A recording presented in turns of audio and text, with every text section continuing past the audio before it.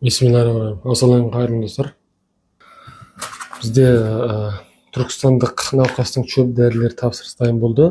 Науқасымызда жаңағындай қалқанша безінде қабынулар болды, яғни зоб ауруы, одан бөлек ет икірі дұрыс емес, жаңағындай жатырда ет төспей, яғни миома бар, жатыр мойны қабынған деген сияқты сол ауруларды емдеуге арналған. Мында қоңырау гүл шобақ дәрісі, ақшұғынық, жаужұмыр, таблеттерінде шөп дәрілер құрамы. Мысалға мына келтірна шөбі, куркума, күшала, балағаш шөбі сияқты шөп дәрілер.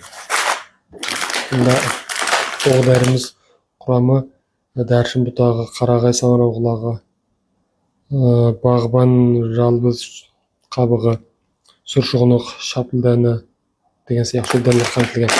Бұл шөп дәрілер сол жаңағы қалқанша бездің қызметін дұрыстау, зат алмасуын ретке келтіру, гормондарды дұрыстау деген сияқты. Одан кейін жаңағы ет төспелердің ұйыған қандар тарату, ет төспелердің жаңағындай өсуін тежеу, одан кейін оны ыдырату. Сол арқылы жоғарыда айтылған ауруларға шипа болады, Құдай қаласа.